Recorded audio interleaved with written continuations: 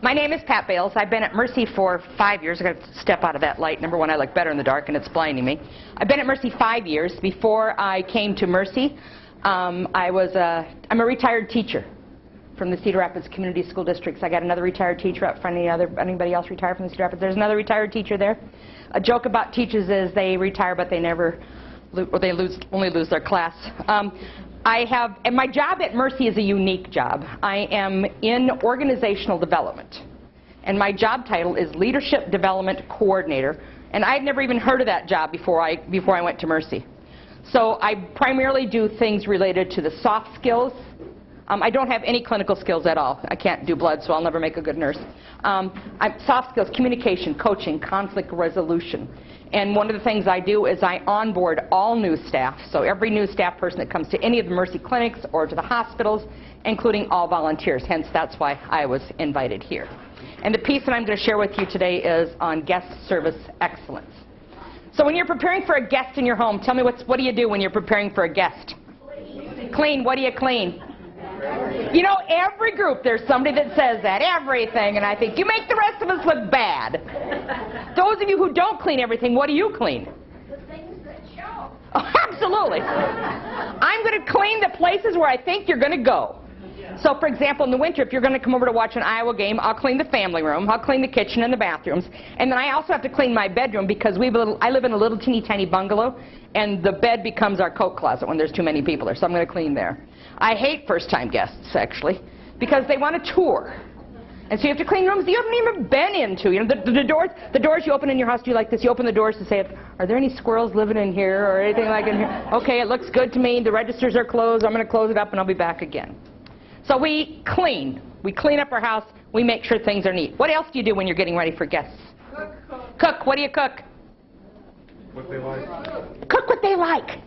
Absolutely, we cook what they like. So I'm married for 32 years to Dallas. His name is Dallas Campbell Bayles. I met him in college. It was at a party, and he was loud, and he said, my name is Dallas Campbell Bayles. What? My name is Dallas is in Texas. Campbell is in soup. Bayles is in hay. And I thought, oh my God, you geek. And then I married him. So Dallas and I have been married 32 years. We have 3 daughters. And 2 grandbabies with another on the way, which is the best part of being a mom ever. He always says when we have guests, when it's her and me, it don't look like this, let me tell you. It don't look like this. The girls come home this weekend. They were home this last weekend, and on Wednesday I started getting emails. They don't send me texts because they know I can't do that. I can't do that text thing. But they'll send me an email. And the email starts with, I'm hungry for. I'm hungry for da-da-da-da-da, which guess what I do? We make it. So we typically cook things that our guests like. When our guests come the first time and they knock on the door, we typically greet them. Come on in, so good to see you, come on in. And if we have a good time, we say things like, let's get this together again. And if we didn't have a good time, we say, it's been so nice to meet you. And you think, I hope I never have to see you again. So that's what we're talking about when we're talking. I want you to have the mind frame of the guest, because that's different. We don't do customer service training at Mercy. We do guest services training. So I went and checked at the desk. Currently, there are 4 people in the hospice house that are in their transition from this life to the next. 4 in the house. So as we're doing this afternoon, let's be thinking about those people that are in that transitional part of their life, as well as the people that are taking care of them, as well as their families. Because I personally have been involved in hospice and hospice experience. My mom had a phenomenal hospice experience in the last few months of her life. So we'll be thinking about them. And there are dozens and dozens in the community that are involved in hospice. And this is the reality. This is a reality conversation that I had recently with a little kid who was sad because his grandma's dying. And he said, this is what they told me, Ms. B. They told me if you are born, you will die. I don't believe that. And I said, oh, it is. It's a natural part of our life. And you are part now. You are part of this ministry. You have opted to be part of this ministry. And after, this is 30 years ago, Mercy founded hospice. When my mom was a hospice patient in 1995, there was no hospice house. Hospice was done in their home, and we have patients that still receive hospice care in their home.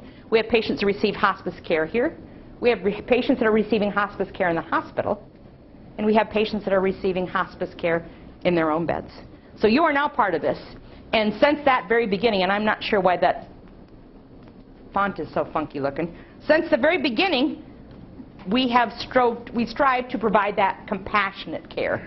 And you'll hear it defined all the time. You'll hear people talk about the mercy touch. We're going to talk about that in a little bit, the mercy touch. Hospice care is designed to make sure that your final days are lived with joy.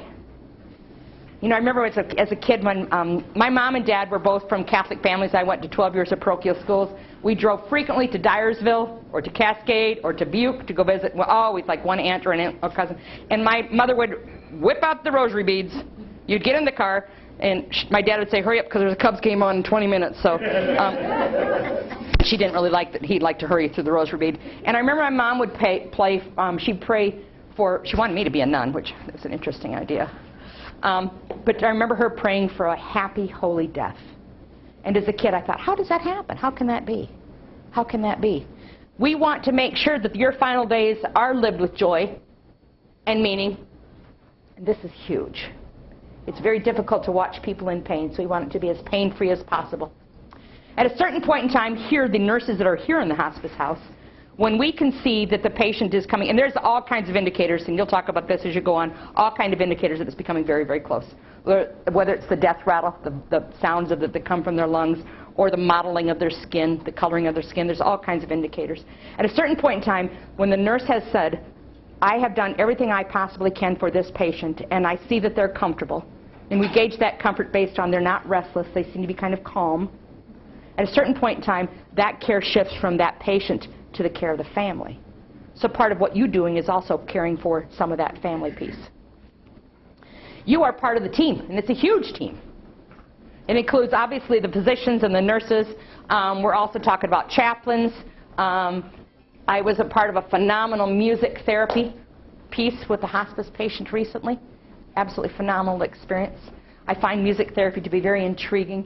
We use music therapy up at Halmar. Are you familiar with Halmar? Halmar is a residential facility at Mercy. And when I go up to Halmar, many times you'll see patients in their wheelchairs, and they have a slumped and downward position. So they sit like this. And they don't open their eyes much, sometimes not even at mealtime. And I find it interesting because I was there last week when the music therapist came in and turned on some big band music, and all of a sudden they start moving, and their heads pop up. So music is connecting with that. So you are part of this team.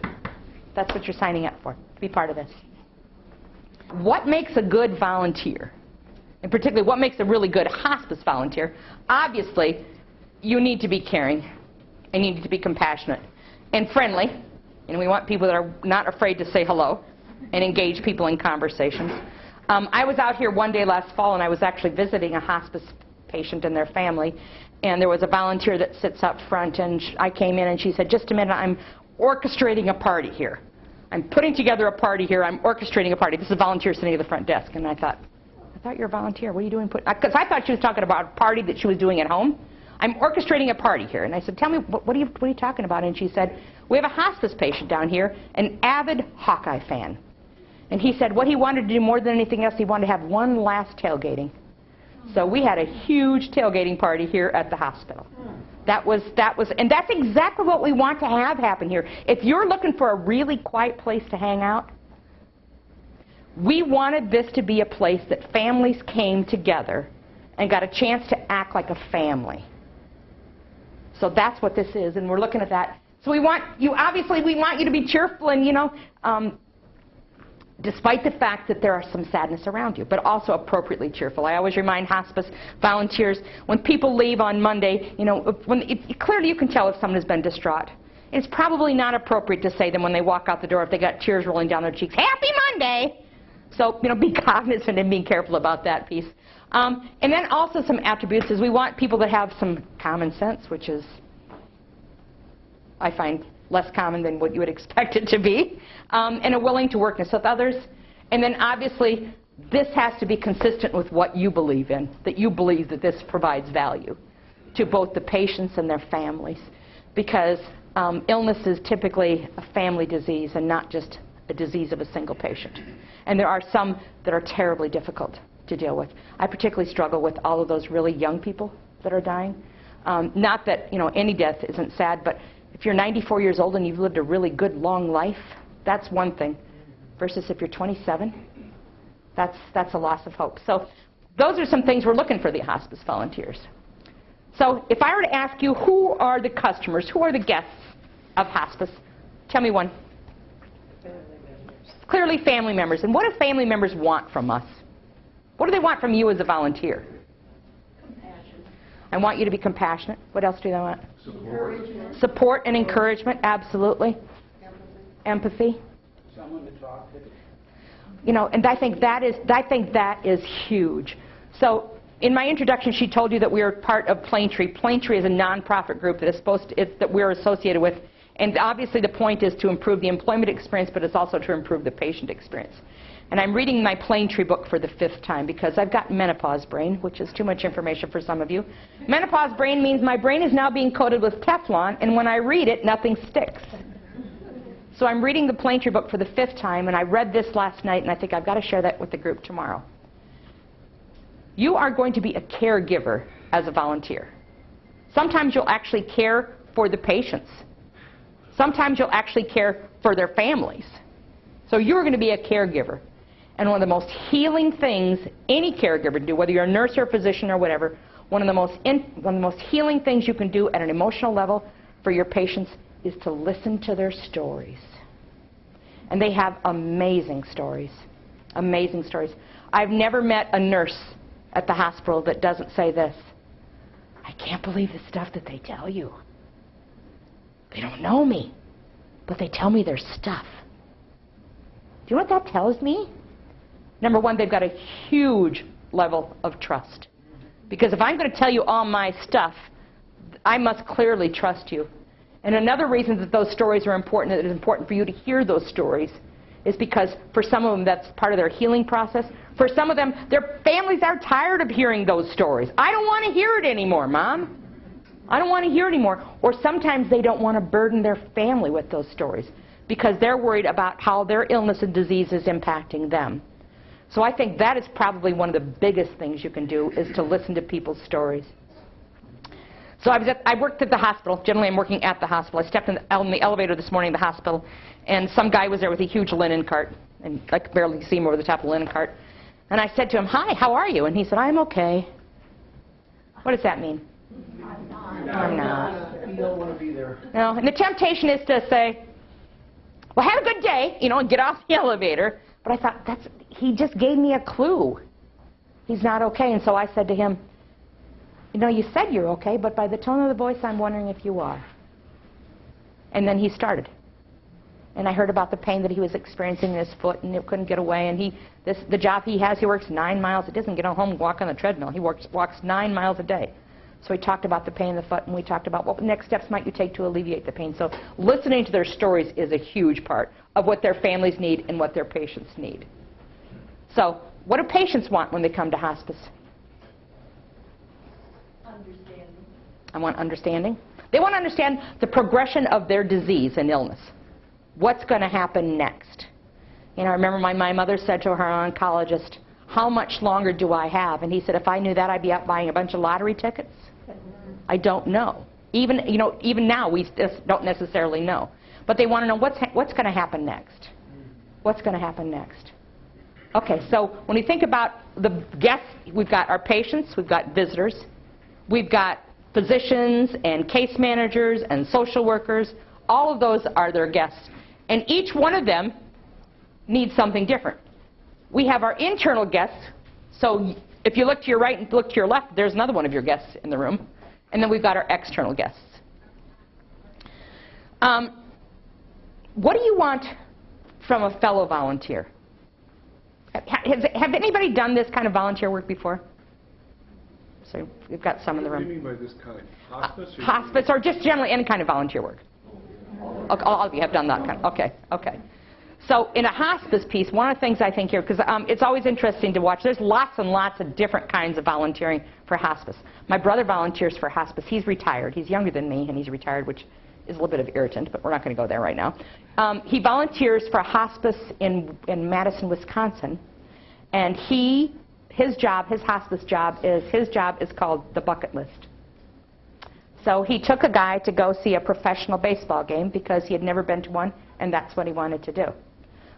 2 weeks ago, he took some guy to go ice fishing, because I guess if you go far enough north, there's still ice. Well, I don't want to do that kind of a thing. So there's lots of different kinds of opportunities to volunteer at the hospice. What he tells me what he wants from his fellow volunteers, because there's a number of volunteers that might be engaged or working with that family, is I want you to communicate with me if you know something. So tell me what you know. Tell me what you've learned. Tell me what's going on. Or maybe even give me some little, tips. He said one of the most powerful things that he ever learned with this guy, he said this guy becomes, he's pretty much bedbound, and he engages in conversation. At a certain point in time, Kevin says he'll tell you, shut up and get out of the room, which he's talking to the volunteer, shut up and get out of the room. And he said, what I'm supposed to do is I'm supposed to gather my stuff and leave the room, but that means just sit in the hallway, because in a minute he's going to call me back in, but he wants some space. And Kevin said what he's figured out is the volunteers that told him this, he tends to get weepy, and he's very uncomfortable getting weepy with others in the room. So just sharing that kind of a bit of information. So what things I'm going to talk to you about now are, these are our expectations we have for every interaction with every single patient that we do at Mercy. So if you are getting a hip replacement in OR today, or if you are here for COPD and on the 5th floor, these are the kind of expectations that we share. And if you look up at these ceiling tiles, those are 2 foot square. And I tell you that because I am both directionally challenged and distance challenged. I have a lot of skills, but those are clearly not one of them. I hate it when I'm traveling when people say, go east on such and such a road. No, no, no, no, no, no. Right or left. Don't give me any of that stuff. I consistently use a GPS to get back and forth from Dubuque, and I've lived in Iowa all my life. So the one time I didn't use it, I was closer to Minnesota. So these are 2 foot squares. And these are, again, house-wide expectations that I'm sharing with you that I share with every single volunteer. And the first expectation is when I'm 12 feet from the guest, I'm supposed to make eye contact. Now, there will be hospice patients who do not open their eyes. Sometimes they don't open their eyes because they don't want to look at you. Sometimes they close their eyes because they're into their head. I say that. And sometimes they close their eyes just because they're so exhausted and they can't open their eyes. Clearly, we're not waking anybody up. When I'm supposed to get eye contact with you. We will not wake anybody up. But this is true of their families. This is true of when you walk into a room when I'm within 12 feet of you, the expectation is I'm supposed to make eye contact.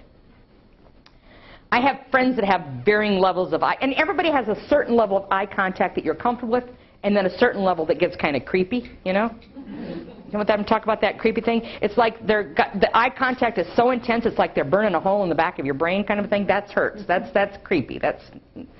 So eye contact is generally what we call glance and look away. So when I'm 12 feet from you, I'm supposed to make appropriate eye contact. I said this to a group of young volunteers at Mercy last week, and they didn't have any idea what I was talking about. You know what I talk about when I talk about elevator eyes, don't you? Okay. Elevator eyes used to be, because the young nurses say, sometimes I get eye contact. It's more like that, hey, hey, hey, baby. And that's not the eye contact we're talking about here. So eye contact, shoulders on up. That's appropriate eye contact. And then smile. What does your smile mean to a hospice patient? What does that mean? Friendliness. It means it's friendly? Glad to see them. Glad to see them. I'm here for you. It means I'm approachable and I'm here for you. Absolutely. And Reassuring too, kind of normal, natural, this is okay. absolutely. And I will tell you, when my mother was a hospice patient, we craved those normal kinds of experiences because there was so much that was abnormal. There's all kinds of equipment in our house that was abnormal, just those normal kinds of experiences. So a smile can do lots of things to both reassure our patients and our families. You smile when you walk into a hospice home, it tells their family, they're actually okay with being here. They choose to come here and provide us with that sense of relief. What does a smile mean to the staff people? Interested in being part of this. Absolutely. I'm part of the team that works with you. And we don't believe at Mercy that any one member of the team is any more important than the other. We don't believe that. You know, at times you'll hear everyone say, well, the doctor trumps it all. Well, but if we didn't have a patient, we wouldn't need a doc. So tell me that. It doesn't matter. It doesn't matter. That smile is a hugely reassuring piece to them. And, you know, I'm not talking about a goofy old grin and a chuckle. Although I will tell you, there are times in the midst of sadness that we would laugh. I'll never forget the first time I came out to the hospice house. I'm fairly high maintenance. My cart's back there behind Dave. I've got my laptop, I've got my speakers, I've got all kinds of stuff with me. I carry a lot of stuff because I move from location to location. And the 2 teak benches were sitting on each side of the door when I walked out. And I was loading some stuff in my car, and the first time I walked out, and this was like over a period of about 7 minutes, the first time I walked out, there were heart-filled sobs. I mean, just sobbing. When these kind of cries, that's the cries that were going on. It kind of breaks your heart. The second time I walked out, they were talking. And the third time I walked out, they were laughing. And the woman said to me, you must think it's awful of us. She said, our mother passed away about an hour ago. They said we could stay as long as we wanted. You must think it's awful. She hasn't been in an hour, and we're laughing. And I said, because I'm thinking, why would it be okay for me to judge that? And I said, what were you laughing about? And she said to us, I can't believe I get to die here. She said, I've lived in dumps all my life. And I get to die here. And they were talking about what a great... And she said, and this was within 4 or 5 hours of her death. She made this conversation. So she had a sense of humor up until the end, and they were laughing about that sense of humor. And I said, I personally think that she'd be tickled pink to know that she's been just recently deceased and her family is laughing. So I think that smile means a lot to a lot of people. So between listening and smiling, if you can do both of those things, you're going to make a great hospice. So now I'm 12 feet from you. I'm supposed to establish eye contact.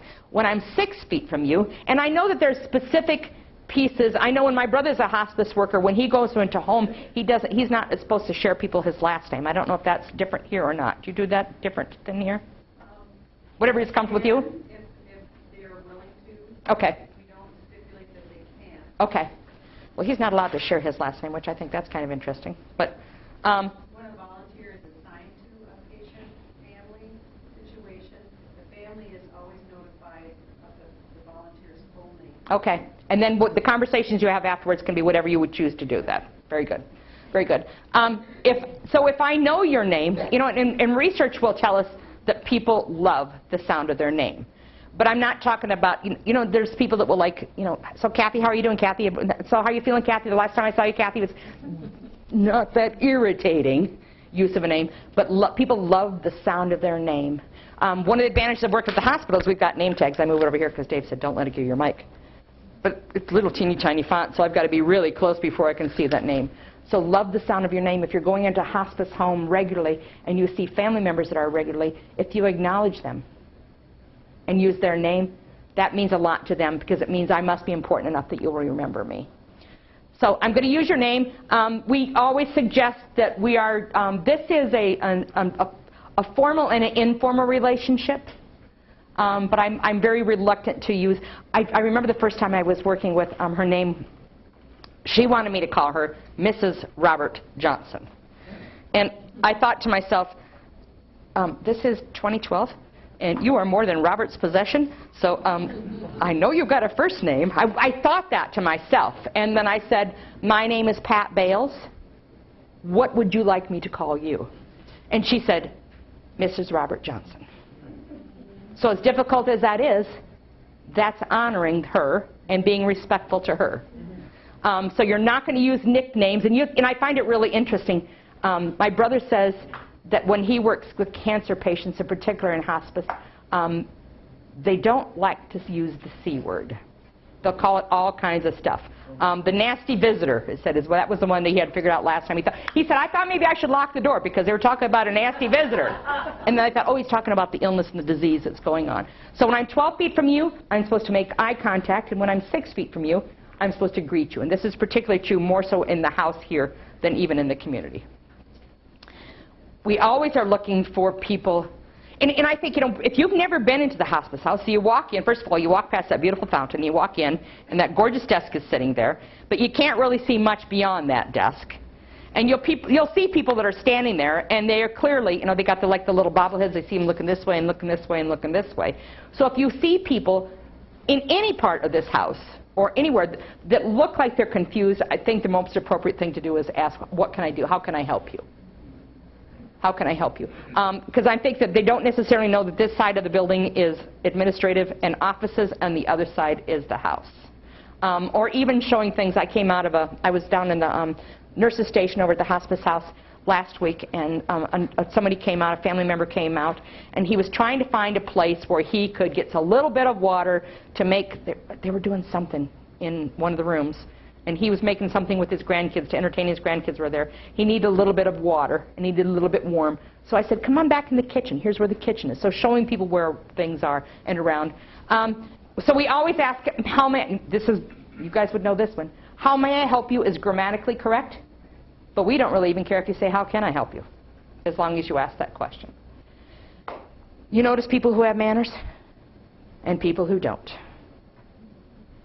No child left behind. Don't even get me started on that one. We called it no teacher left standing is what we called it.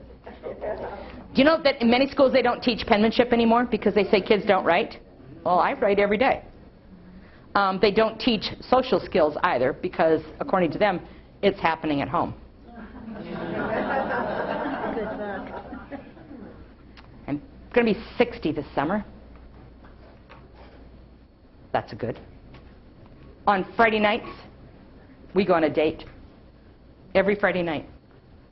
We go out to dinner, and then we go to Hy-Vee. Now, when I tell that to the babies in the nurse program, because we got nurses that are just out of school, 22 years old, when I tell them I go to Hy-Vee on Friday night and it's a date, they look at me like, I'd rather be dead than thinking Hy-Vee is ever a date. You know why I go on Friday versus Saturday. Why do I go on Friday versus Saturday? It's not near as busy. It's not near as crazy. You go on Saturday, you could be there for hours because you'll run into somebody, and at a certain point in time you feel a little bit rude just saying hi and keep going. So it takes you forever. You can't get a cart through an aisle. So Friday, we go to the grocery store, and I unload my cart. And as I unloading my cart, always at Hy-Vee, the first thing they ask you is always the same thing. They ask, did you find everything? Why do they ask that? Bingo! Hy-Vee is an employee-owned organization. The more you buy, the more money they make. And it's also customer-focused. So I said, absolutely. I've shopped at the Hy-Vee on Mount Vernon Road for 30-some years. I could tell you where the peanut butter is, don't you hate it? Put the jelly back! I hate it when they move the store around. Put the jelly back. So I'm unloading my cart. And as I unload my cart, did you find everything? I said, yes, I did, thank you. And so she was no longer interested in engaging with me, and she didn't really care at all about my groceries. She was really quite smitten, and it became really obvious with the bagger behind her. He was cute. He was. I am married, I'm not dead. He was cute. And so the conversation went a little bit like this. What time you get off of work tonight? 10 o'clock. Ha, me too. What are you going to do when you get done with work? I don't know. What are you going to do? I'm going to my brother's and shoot pool. I don't know how to shoot pool.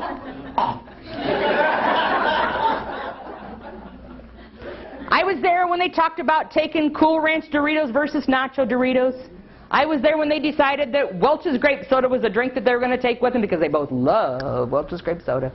I was there when they talk about get the ice back in the produce department because you don't have to pay for it back there, even though it's kind of funny looking. We're not going to eat it, so just keep the cans cold. Let's just do that. When she finished the transaction, I swiped my debit card, as I always do. I punch in my PIN number, as I always do. Cash back, yes, 40 bucks. I always say that.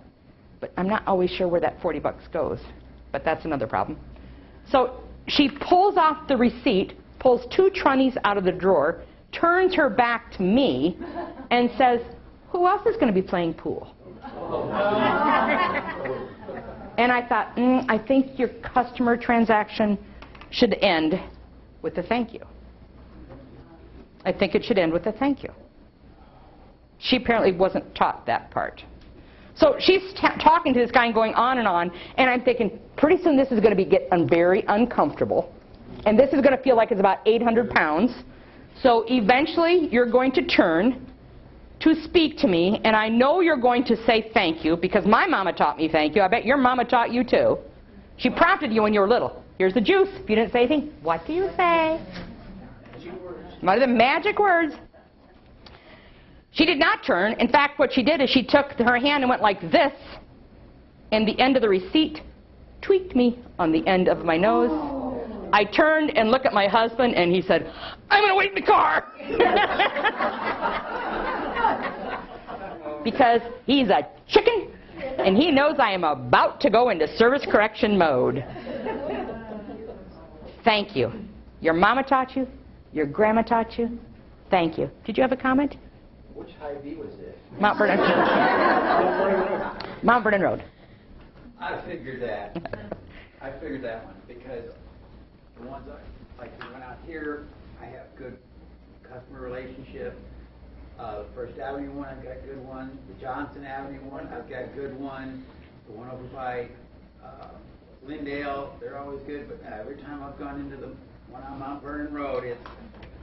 Have you heard that song, "One Bad Apple Can Spoil the Whole Bunch," girl? Remember that long time ago? I think there's a bad apple in almost everyone, you know. Maybe she normally would do it, but because she was so smitten with Cutie Pie behind her that she totally forgot that kind of a thing. I don't know. So always our interactions end with a thank you. Always, always, always. If they need help, we go into problem solving. We'll talk about that in just a second. But every single interaction ends with a thank you. Do the hospice patients that are in the house here today have another option? A number of other options. We are the only hospice house, but there are lots and lots of places that people can choose to get hospice help and support. So they do have another option, and I'm always cognizant of that they don't have to choose Mercy. Many of them chose Mercy because Mercy is their hospital and always has been their hospital. Always has been their hospital. So we always want to make sure we end with a thank you. And I'm a big believer that, for the most part, we don't point telling people, go down here, go down here. If at all possible, get up and walk them to that location. I think that's nice that they do it at Hy-Vee. If you can't find the red wine vinegar, they walk you to the red wine vinegar. They don't say, go down aisle 5, about halfway there. Okay. This slide reminds you that the majority of, this is true of every bit that you communicate. So if you're calling your kids, you're talking to your grandkids, if you're talking to your sweetie, you're talking to your neighbor, the majority of what we communicate is in our body language. For example, you've gone to the doctor's office, and they've done their thing to you, and they walk out, and they open the door, and they step half back in and said, "Did you have any questions?" What do they want? They want to get out of there. They want to go. Yeah. They want to go. Versus they pull over their little three-legged stool and sit down and said, "Do you have any questions?" It's the exact same tone of voice. It's the exact same words. The majority of what we communicate is in our body language. Now, the challenge is we live in Iowa, and yes, I know, the marketing pieces, they call it the city of 5 seasons, but generally it's called 4 seasons: winter, spring, summer, and fall. For me, there are 2 seasons. I don't have a spring wardrobe and a fall. It's hot outside, it's cold outside. That's what my wardrobe is. When you live in a place that's cold, as long as it is, and right now this room is cool, and I love it because I'm menopausal. Some of you are cold?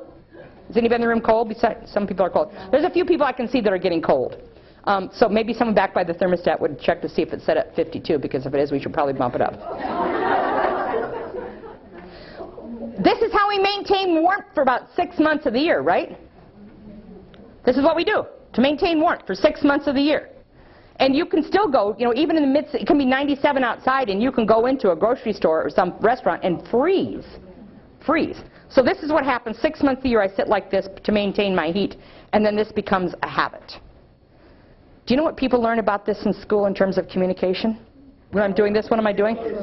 I'm closed up. I'm putting a barrier between you and me. So be very, very careful about your body language. If you walk in, I'm sitting in front of the computer, and you walk in and I say, hello, what can I do for you? Without giving you eye contact, what is my body language telling you? You're a pain in my bum, go away. So the majority of what we communicate is in our body language, which is why talking over the phone is so challenging, because they can't necessarily see our body language. And even communicating over email becomes even more and more challenging. So be very cognizant, particularly of your body language and eye contact. The expectations at the hospital are this. When the phone rings at the hospital, the expectations is we want the phone to be picked up on or before the third ring. I'm not using FaceTime and I'm not using Skype, so why am I going to smile? Totally changes it in your voice.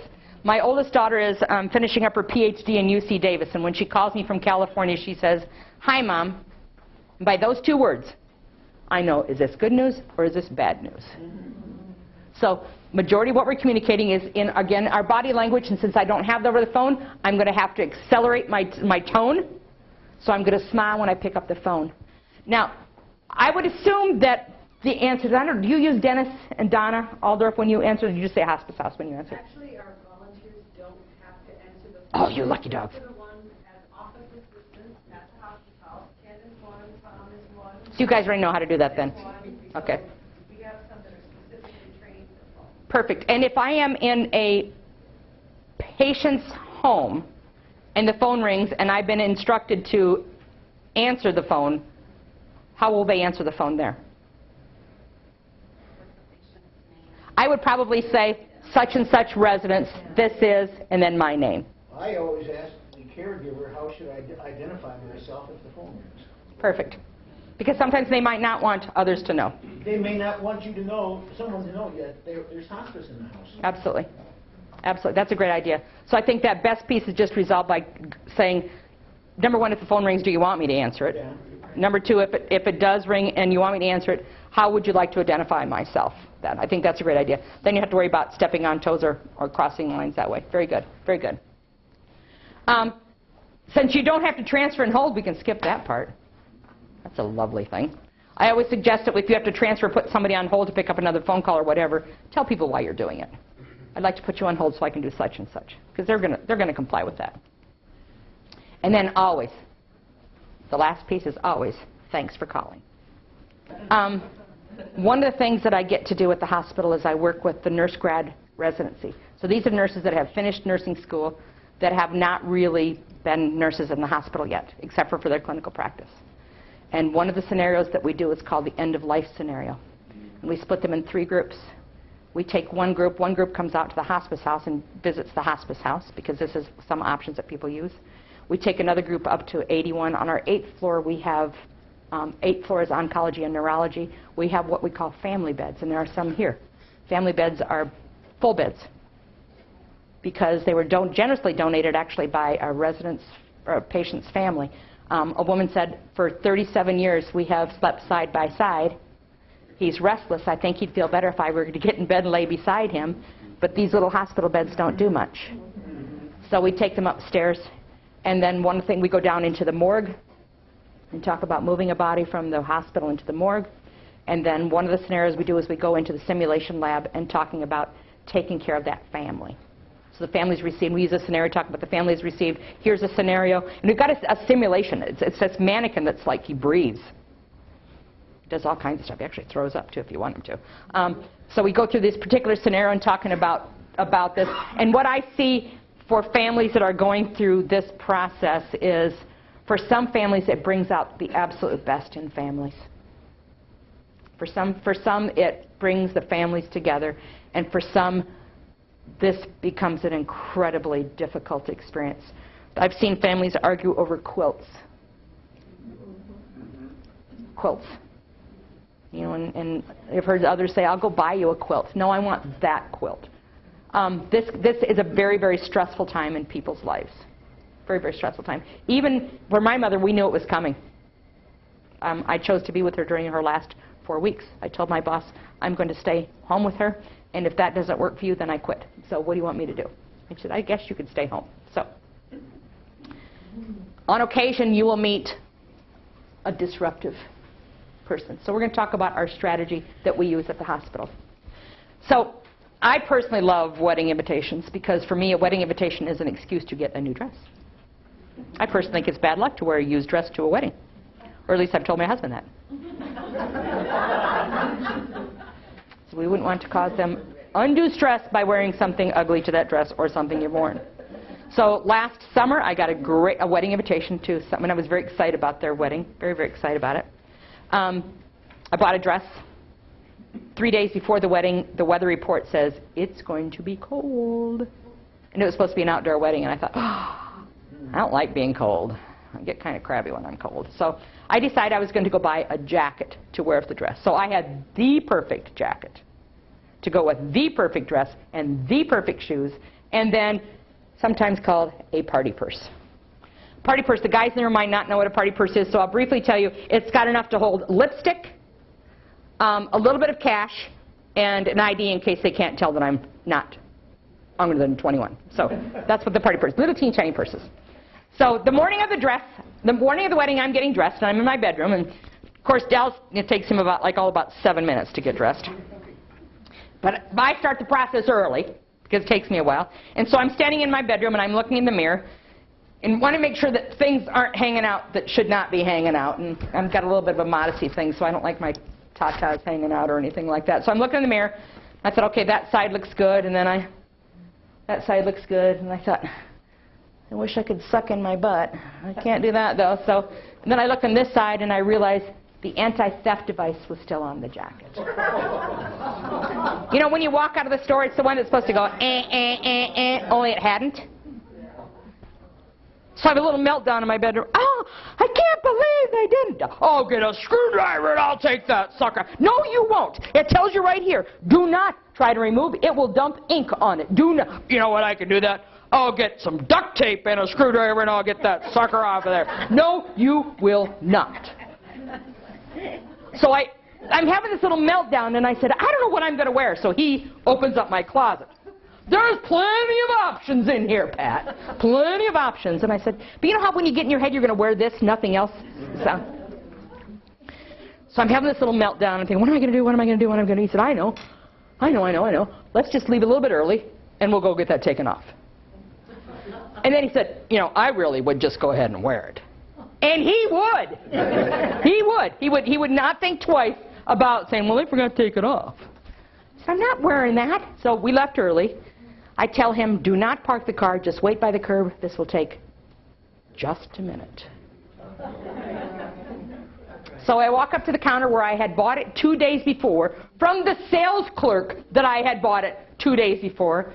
And I had the jacket on. I said, I bought this 2 days ago, and you forgot to take this off. Would you please take this off? And she said to me, no, not like that. Do you have your receipt? Snotty little nose, snotty little tone. Do you have your receipt? And I said, oh, that's in the everyday purse. You don't carry receipts in your party purse. Oh. But I used your store card to buy it. So I walked over to the top of the computer and said, here's my ID. Here's my mailing address. I know you got the information there because every month you send me a card that says, this is what she bought. I have to hide that bill from my husband every month. So every month I know you've got it. So pull it up here. Here's my address, 409 Memorial Drive. Here it is. Pull it up, right here. And she said, no. That's against policy. If you want to upset a customer, drop the P word. Patience is not in the top 20 of my virtues. My girls told me this again yesterday. Mom, patience is not one of your virtues. I hear it is a virtue. I pray for it every day. I'm running out of time. So I said to her, is there somebody else who could help me, please? A department manager or a store manager. Is there somebody else who can help me? Because I thought, I'm done with you, Chicky baby. Is there somebody else who could help me? And she said, yes. And then because sometimes my mouth gets the best of me, I said, today?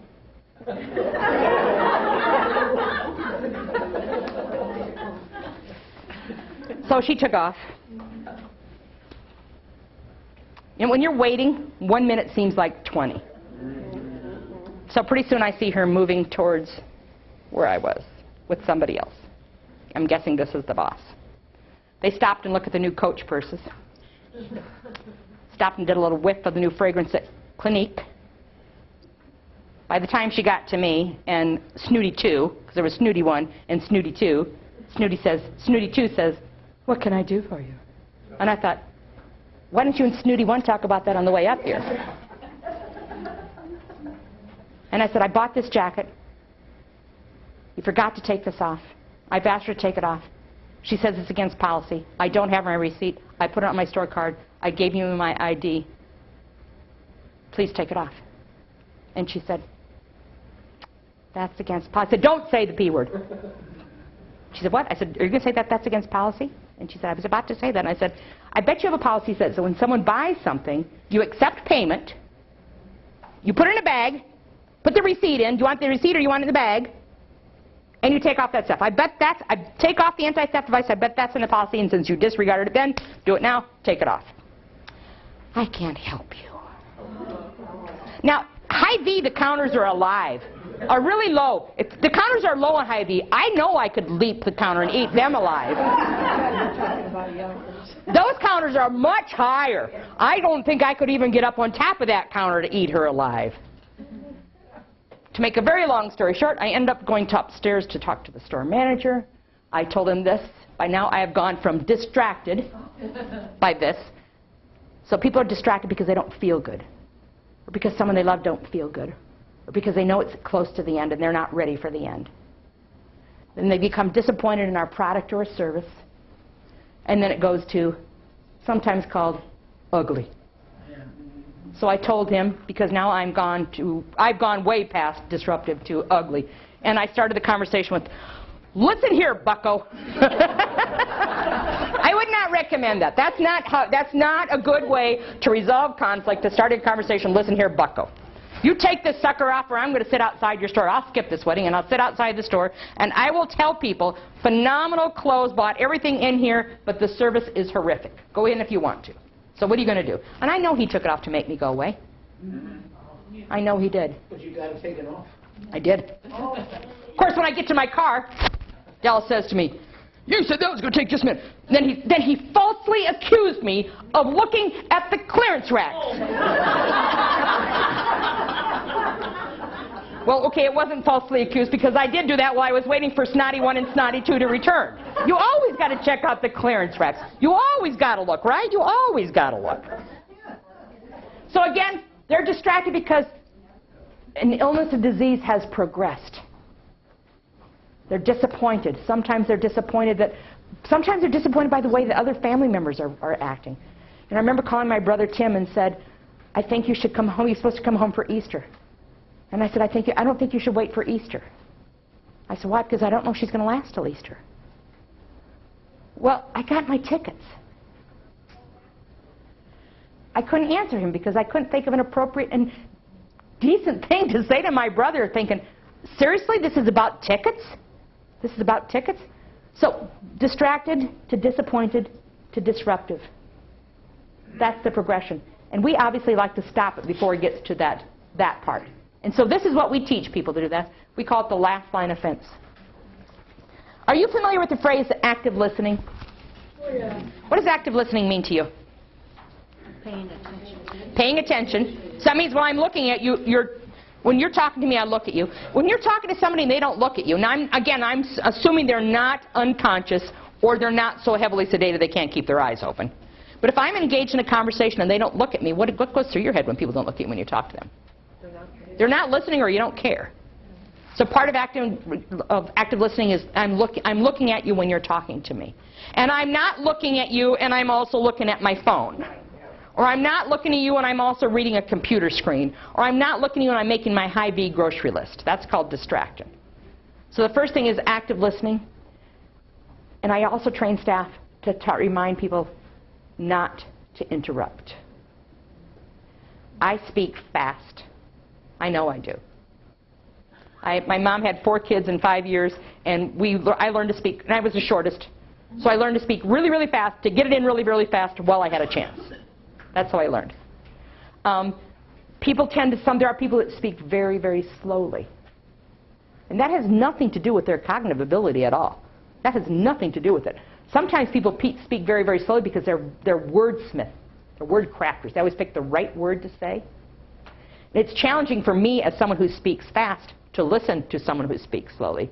Because what I tell myself all the time, do not interrupt. I'm tempted to like finish your sentences for you. And it's so rude. When I interrupt you, what I'm really saying is what I have to say is way more important than what you have to say. So that's the first part of listening, is practice active listening, don't interrupt, and keep your emotions in check.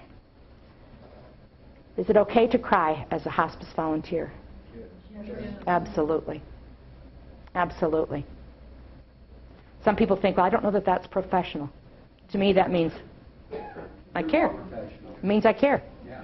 I care. I find it very difficult to watch everybody cry and not cry. And I remember traveling one time with our former CEO at Mercy. We were in Baltimore, Maryland, and we got down picking up luggage, the baggage claim. Big, huge sign saying, "Welcome home, Brian," a bunch of American flags. I see this huge soldier coming down the escalator. And even though he had camouflage on, I could still see him. Coming down the escalator. The moment he saw those people behind me, he burst into tears. And pretty soon I could feel tears rolling down my cheek.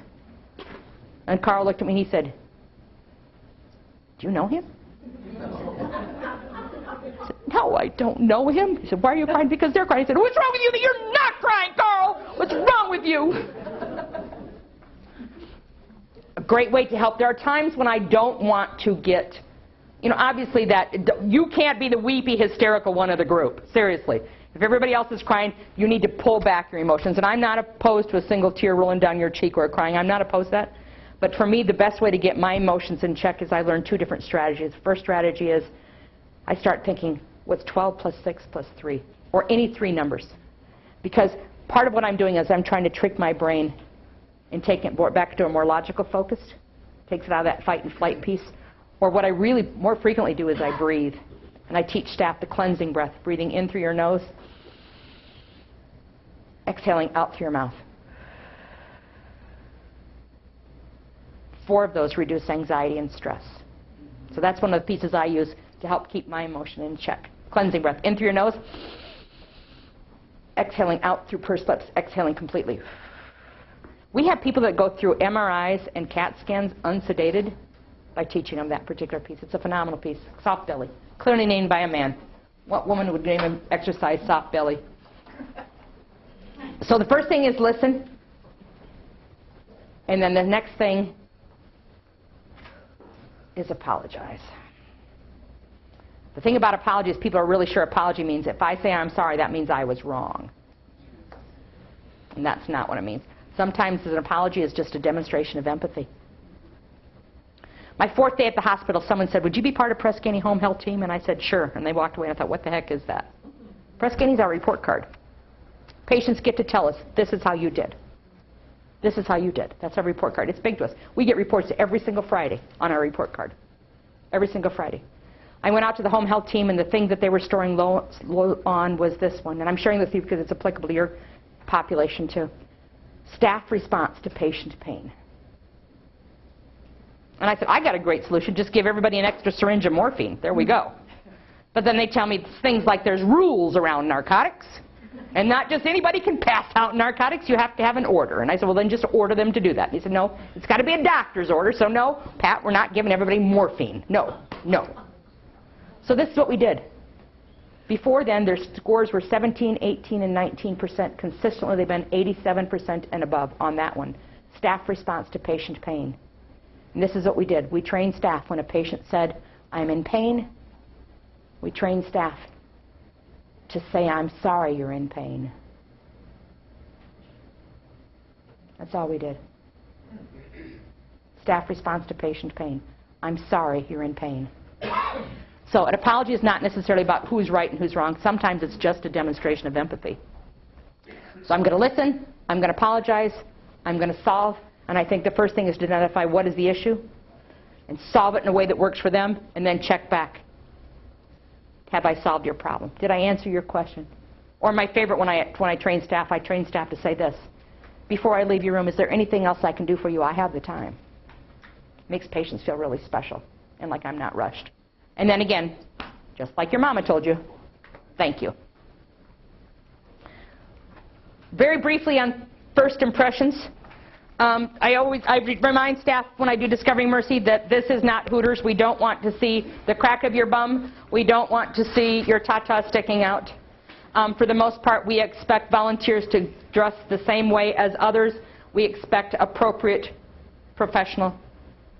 When you're going into somebody's home based on, like my brother today is working at a hospice, and one of the things he's doing is the guy in the hospice bed is being wheeled out to his garden, and Kevin is out helping him plant his garden. This guy's going to tell him where he's going to put the onion sets in. He knows darn well he will not see the fruit of that, but that's what that guy wants to do. So Kevin today is wearing grubby clothes because he's working in the garden. But for the most part, our expectation, appropriate professional dress, I can't tell you how important this is. Because this is what you'll do. There are places you will go, you will spend hours just sitting. Because somebody needs to go to the grocery store, or someone wants to go get a haircut or whatever. And so you're going to spend hours sitting with the patient.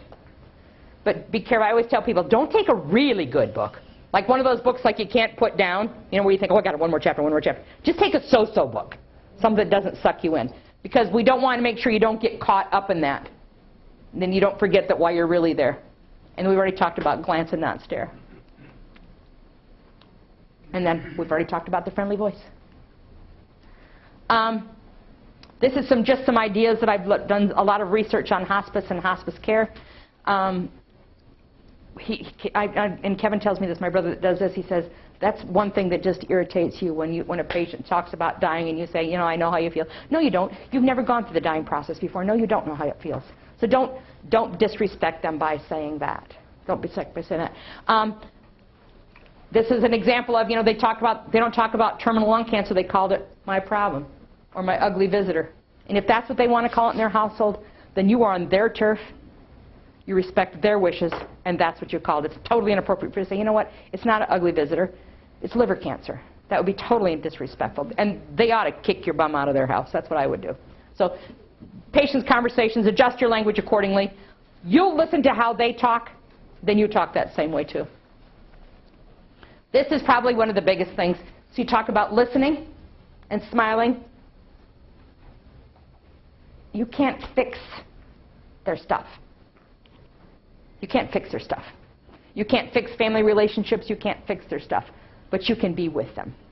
So that's really hard because I know many of you, by the nature of the work that you used to do, you are fixers by nature.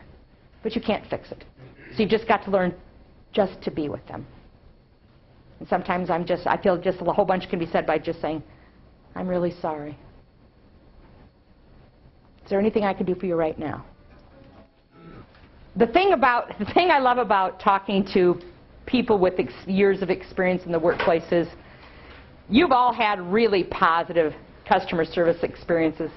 And I imagine you're like me. There's places you will not go anymore because I've changed dentists because the dentist did a phenomenal job. It was that nasty woman at the front desk that, I'm thinking, I am not, and I told him that. I said, she's just nasty. She's just nasty. She chewed me out for being late, and I was actually 7 minutes early. She said, but you probably have to go to the bathroom. And I'm thinking, now you're gauging how full my bladder is? Seriously. So I want you to think about all those positive experiences you've had as a customer and all those negative experiences as a customer. I've shared some ideas on what you could do to improve your customer service experience. I just want to say thank you for your time. Thank you. And Mercy is so blessed. Thank you. Mercy is so blessed to have you because we could not do this without you.